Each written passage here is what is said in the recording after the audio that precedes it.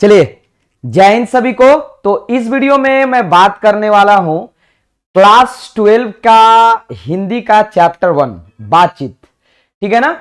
इस सेशन में मैं आपको कराने वाला हूं बातचीत के जितने भी इंपॉर्टेंट पॉइंट है जहां से आपका डायरेक्ट क्वेश्चन पूछा जाता है। ठीक है, पूरा का पूरा समरी करने वाला हूं। तो आप सभी लोगों से रिक्वेस्ट है कि इस वीडियो को देखने के बाद एक बार जरूर कमेंट में बताइएगा कि हाँ सर ये वीडियो बहुत अच्छा लगा। मतलब ये आपके बताने का जो वे है, जो इंपॉर्टेंट लाइंस है, this is really very important. ठीक है ना। आइए ज्यादा हम लोग टाइम नहीं लेंगे और सीधा हम चलते हैं अपने इंपॉर्टेंट, ठीक है ना, लाइंस पर जो इस चैप्टर से पूछा जाता है। सबसे पहला जो आपसे पूछा जाता है, देखिए अगर आप कहानी मतलब पढ़ रहे हैं, ठीक है ना, तो उसमें आप लेखक का नाम, उनका जन्म, उनका मृत्यु, उनके माताजी का नाम, पिताजी का नाम, ठीक है ना, इतना चीजें समझना बहुत ज्यादा जरूरी है हिंदी में। ठीक है ना। तो आइए सबसे पहले हम जानते हैं लेखक के बारे में। तो बातचीत चैप्टर के अगर लेखक का बात किया जाए तो बाल कृष्ण भट्ट हैं। ठीक है ना, बाल कृष्ण भट्ट। अब दूसरा जो मतलब बात किया जाए तो बाल कृष्ण भट्ट का जन्म हुआ था 23 जून 1844। आप देख सकते हैं 23 जून 1844 में इनका जन्म हुआ है। ठीक है ना। जन्म। इनके मृत्यु का बात किया जाए तो 20 जुलाई 1914 को इनका क्या हुआ है, मृत्यु हुआ है। यानी सबसे पहला आपसे पूछेगा कि हाँ ये भी ध्यान देना है कि बातचीत है क्या, तो ये आपका एक निबंध है, याद रखिएगा ये निबंध है। इसके लेखक कौन है, बाल कृष्ण भट्ट है। बाल कृष्ण भट्ट का जन्म पूछा जा सकता है, मरण पूछा जा सकता है, ध्यान रखिएगा। ठीक है ना। तो जन्म 1844, मृत्यु 1914। ठीक है ना। बाल कृष्ण भट्ट का निवास स्थान, यानी इनका निवास रहने का स्थान कहां, तो इलाहाबाद, प्रयागराज, यूपी। ठीक है ना। कहां जी, यूपी में, इलाहाबाद, प्रयागराज में। बाल कृष्ण भट्ट के माताजी का नाम पार्वती देवी, याद रखिएगा इनके माताजी का नाम पार्वती देवी, पिताजी का नाम बेनी प्रसाद भट्ट। जो हमेशा पूछा जाता है कि बाल कृष्ण भट्ट के पिताजी का नाम क्या है, तो बेनी प्रसाद भट्ट। एकदम इस लाइन को याद रखिएगा। यहां से हम लोग समझ लिए कि ये जो चैप्टर है बातचीत, इसके लेखक कौन है जी, बाल कृष्ण भट्ट। इनका जन्म आप देख सकते हैं 1844 में, मृत्यु आप देख सकते हैं 1914 में। इनका जन्म कहां हुआ था, तो इलाहाबाद, ठीक है ना, प्रयागराज, उत्तर प्रदेश में। इनके माताजी का नाम पार्वती देवी, पिताजी का नाम इनका बेनी प्रसाद भट्ट। ठीक है ना। इतना हम लोग ने समझा। अच्छा, ये भी पूछा जाता है, ये बहुत इंपॉर्टेंट है क्वेश्चन, आप यहां से इस लाइन को समझिएगा। बाल कृष्ण भट्ट आधुनिक काल के भारतेंदु युग के प्रमुख साहित्यकार थे। दो क्वेश्चन ऑब्जेक्टिव में आपका पूछता है, ये किस काल के, ठीक है ना, किस काल के थे, तो आधुनिक काल। किस युग के थे, अगर युग पूछेगा भारतेंदु युग, याद रखिएगा, युग पूछेगा भारतेंदु युग, अगर आपसे काल पूछेगा आधुनिक काल। उम्मीद करते हैं कि इतना आपको अच्छे ढंग से समझ में आ गया होगा। ठीक है ना, एकदम मस्त, एकदम अच्छे ढंग से समझ में आ गया होगा। अब चलते हैं इसके सारांश पर। इसको पढ़कर ये पूरा समझ में आ जाएगा कि आखिर इस चैप्टर में हम लोग क्या समझने वाले हैं, हम लोग क्या इस पूरे चैप्टर में हम लोग क्या समझे हैं। एक बार पूरा चैप्टर अपने से पढ़ लीजिएगा, फिर ये पढ़ लीजिएगा, इसके बाहर एक भी क्वेश्चन आपसे नहीं छूटने वाला है। चलिए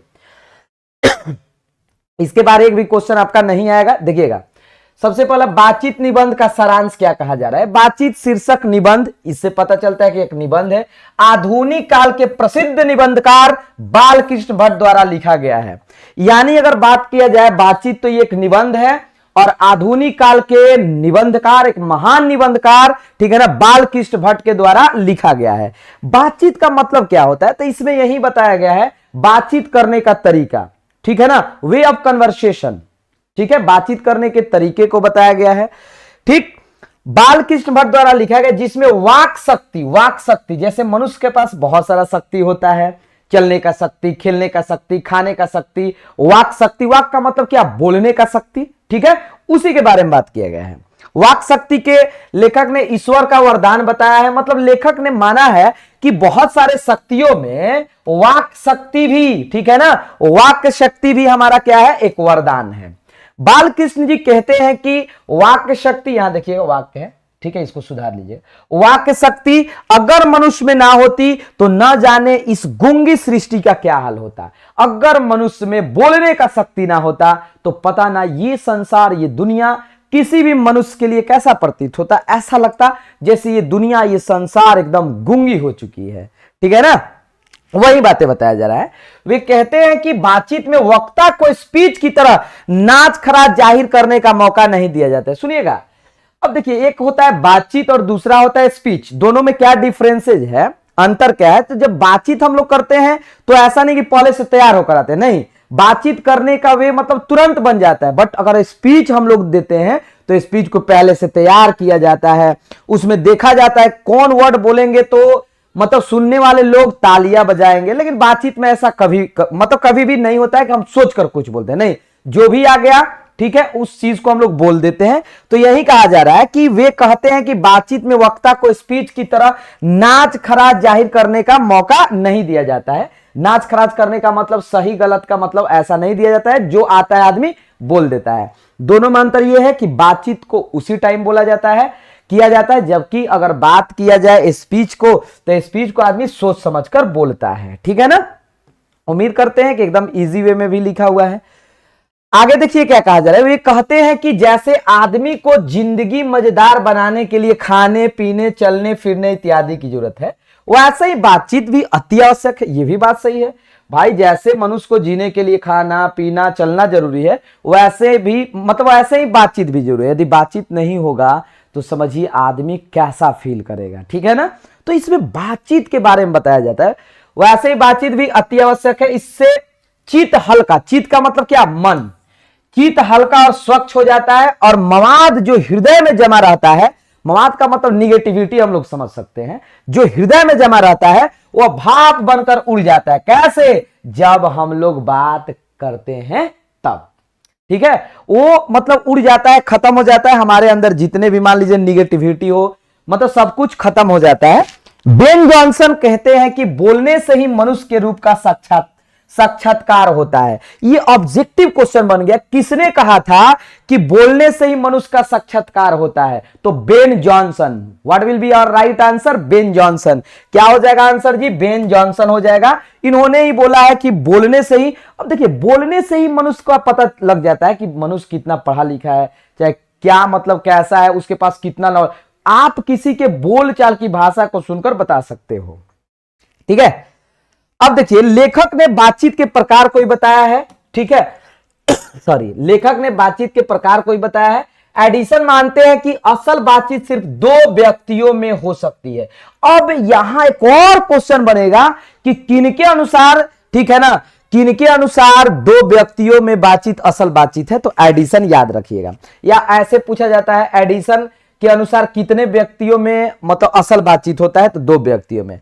अर्थात जब दो लोग होते हैं तभी अपना दिल एक दूसरे के सामने खोलकर बातें करते हैं। लेखक के अनुसार तीन लोगों के बीच की बातचीत केवल फॉर्मेलिटी होती है। मतलब देखिए, असल बातचीत दो लोगों के बीच होता है, दो से ज्यादा लोगों के बीच, जैसे तीन लोगों के बीच जब बातचीत होता है तो एक फॉर्मेलिटी होता है कि किसी तरह से बात को किया जाए, किसी तरह बात को खत्म कर दिया जाए। लेकिन असली बातचीत सिर्फ और सिर्फ दो लोगों के बीच में होता है। ठीक है ना, असली बातचीत सिर्फ और सिर्फ दो लोगों में होता है। ये बातें आपको याद रखना होगा। और पूछ दिया किनके अनुसार? तो एडिसन के अनुसार। देखिए, लेखक कहते हैं कि यूरोप के लोगों, सुनिएगा, लेखक कहते हैं कि यूरोप के लोगों में बातचीत का हुनर है। कहां के लोगों में बातचीत का हुनर है? यूरोप के लोगों में, जिसे आर्ट ऑफ कन्वर्सेशन कहते हैं। इनके प्रसंग के को सुनने की मतलब सुन के कान को अत्यंत सुख मिलता है।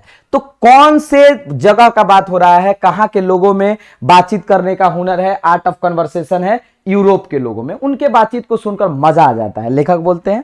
ठीक है ना, इसे सहृदय गोष्ठी भी कहते हैं। अंततः बालकृष्ण भट्ट कहते हैं कि हमें अपने अंदर ऐसी शक्ति पैदा करनी चाहिए जिससे हम अपने आप बातचीत कर ले। देखिए, सबसे पहले असल बातचीत दो व्यक्तियों में होता है, लेकिन अंत में बालकृष्ण भट्ट ने हमें बताया है कि अगर कोई व्यक्ति नहीं भी रहे तो हमें अपने आप में ऐसा शक्ति पैदा कर लेना चाहिए जिससे अगर कोई व्यक्ति नहीं भी हो तो हम अकेले बातचीत अपने आप में कर सकते हैं।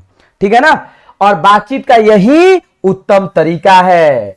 क्या जी, अपने आप से बातचीत करना ही बातचीत करने का एक उत्तम तरीका है। तो आई होप कि यहां तक आपको कोई परेशानी नहीं हुआ होगा। इस चैप्टर का नाम ही है बातचीत, ठीक है ना। बातचीत का मतलब ही होता है वे ऑफ कन्वर्सेशन, बात करने का तरीका। इस चैप्टर में बालकृष्ण भट्ट बात करने के तरीके का प्रशंसा करते हुए कहते हैं कि जैसे दुनिया में मान लीजिए बहुत सारे शक्ति भगवान ने हमें दिया है, ठीक है ना, उसमें से वाक शक्ति एक है, और इसके लिए भगवान को भी, मतलब भगवान को धन्यवाद भी करते हैं, ठीक है ना। और बहुत सारे चीजें इसमें बताया है कि असल बातचीत कितने लोगों के बीच होता है, 3 लोगों के बीच बातचीत को मतलब एक होता है ना, बस एक फॉर्मेलिटी कहा जाता है, ठीक है ना। उम्मीद करते हैं कि इतना अच्छा से समझ में आ गया होगा, आसानी से आ गया होगा। इतना शुरू वाला आप जन्म मरण, इनके माताजी, इनके पिताजी का नाम आसानी से याद कर लीजिएगा, ठीक है। उम्मीद करते हैं कि वीडियो अच्छा लगा होगा। चलिए ऐसे ही इंपॉर्टेंट समरी के साथ मिलते हैं नेक्स्ट वीडियो में। जय हिंद।